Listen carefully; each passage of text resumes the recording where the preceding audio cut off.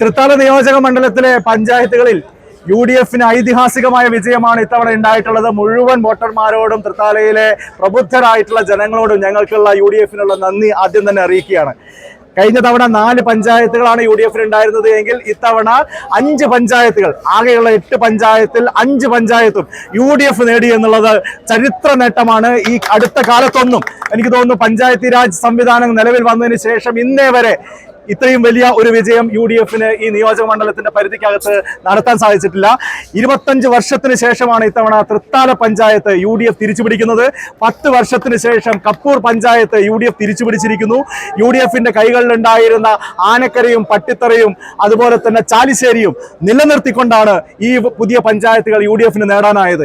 അങ്ങനെ 5 പഞ്ചായത്തുകളിലെ വലിയ മുന്നേറ്റം ഇത്തവണ UDFന് ഐതിഹാസികമായിട്ടുള്ള ഒരു വിജയത്തിന്റെ ഒരു ഏറ്റവും അടിസ്ഥാന ഘടകമായി മാറി. അതോടൊപ്പം തിരുമിറ്റക്കോട് പഞ്ചായത്ത് 1 സീറ്റിന്റെ വ്യത്യാസത്തിലാണ് ഞങ്ങൾക്ക് ഭരണം നഷ്ടപ്പെട്ടത്. പരുതൂർ പഞ്ചായത്തും 1 സീറ്റിന്റെ വ്യത്യാസത്തിലാണ് ഭരണം നഷ്ടപ്പെട്ടത്. ഈ സർക്കാരിനെതിരെ ഇവിടുത്തെ മന്ത്രി അടക്കമുള്ള ആളുകൾക്കെതിരായിട്ടുള്ള തൃത്താലയിലെ ജനങ്ങളുടെ വിധിയെഴുത്താണ്. പഞ്ചായത്ത് മന്ത്രിയുടെ സ്വന്തം മണ്ഡലത്തിൽ പഞ്ചായത്തുകൾ LDFനെയും CPMനെയും കൈവിട്ടിരിക്കുന്നു എന്നുള്ളതാണ് ഈ ജനവിധി തെളിയിക്കുന്നത്. ഇത്തരത്തിലുള്ള ഒരു ചരിത്രപരമായിട്ടുള്ള വിധിയെഴുത്തിന് ഞങ്ങളോടൊപ്പം നിന്ന മുഴുവൻ തൃത്താലയിലെ വോട്ടർമാർക്കും ഞങ്ങൾ പ്രത്യേകമായിട്ടുള്ള നന്ദി അറിയിക്കുകയാണ്. കേരളത്തിലുടനീളം നമുക്ക് UDFന്റെ ഈ വലിയ തരംഗം ആഞ്ഞു വീശുന്നത് കാണാൻ സാധിക്കുന്നുണ്ട്.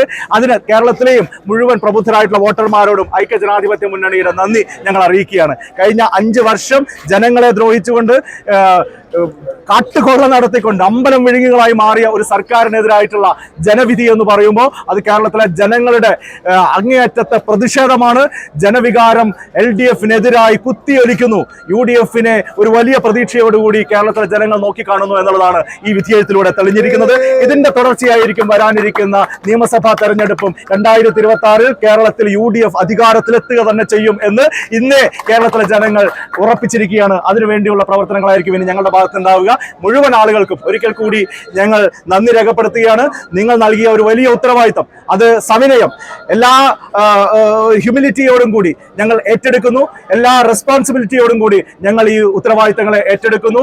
ഏറ്റവും മികച്ച ഒരു ഭരണം ഈ പറഞ്ഞ 5 പഞ്ചായത്തുകളിലും കാഴ്ചവെച്ചുകൊണ്ട് ജനങ്ങളുടെ പ്രതീക്ഷയ്ക്കൊപ്പം നിൽക്കാൻ ഐക്യജനാധിപത്യ മുന്നണി പ്രതിജ്ഞാബദ്ധമാണ്. ഞങ്ങൾക്ക് നിങ്ങളുടെ പിന്തുണ ഇനിയും ഉണ്ടാകണം എന്ന് എല്ലാവരോടുമായിട്ട് അഭ്യർത്ഥിക്കുന്നു.